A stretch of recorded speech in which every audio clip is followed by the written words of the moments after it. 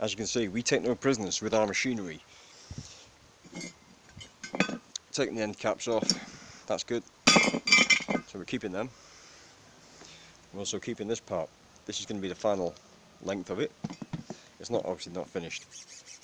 It's cast in one and it's been turned on a lathe. Then it's had this bracket welded on. That's perfect weld in there. I think that's done by a robot or something. Anyway, so that's all good. So what have we got left? This really restrictive piece of rubbish can go. Got a nice little line there. It's not critical, so it doesn't have to be very tidy because it's going inside the cam. So as long as we've got past these little welds,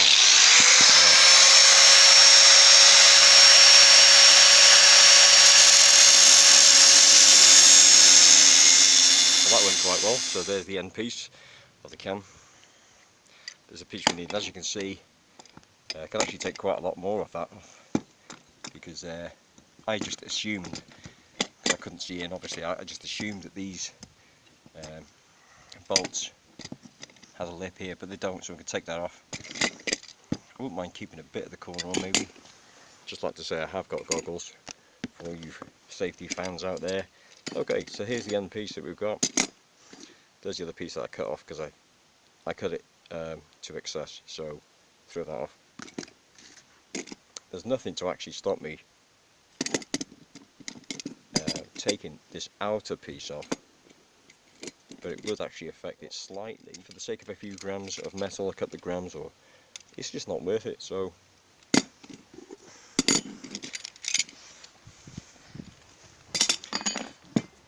these are the parts we want to keep now.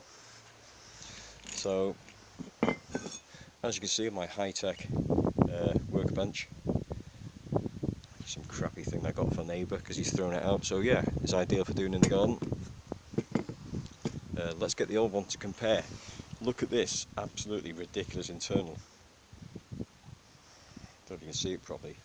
It's got some kind of crazy honeycomb thing, and to be honest, I just don't understand how gas can get through that.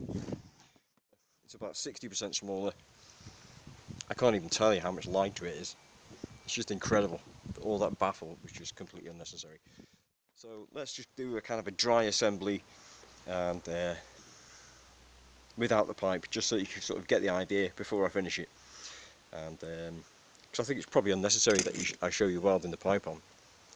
Plus I'll have to wait a few days to get it as well. So, and it's costing about $10 for the pipe.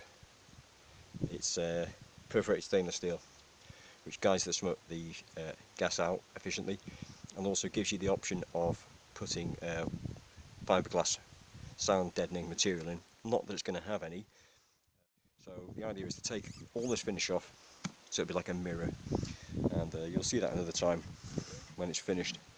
So yeah, it's very important for us to have hobbies and interests, put our skills to good use. If there's any automotive engineer, motorcyclist, or just anyone who's interested in science and logic, it stands to reason that if you increase the flow of the exhaust, what you're actually gaining, apart from upsetting your carburettors. So I'll tell you what you're gaining: trouble. So here we go. We've got a set of 38mm Mikuni carburettors with pod filters. Increased airflow, increased exhaust flow. So that's going to lean up the mixture, which will make the engine run hot. That's a bad thing. It can destroy your engine and you will actually lose power. So some of these kids, they get their motorbikes, they cut the exhaust, they put these filters on, but they don't change the carburation, they don't change the jets to richen it up. They're not actually gaining any power, they're just losing it.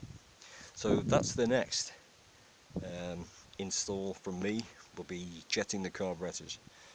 So I think it's good to share your hobbies. I mean, Whiskey came on with his records yesterday, his record collection.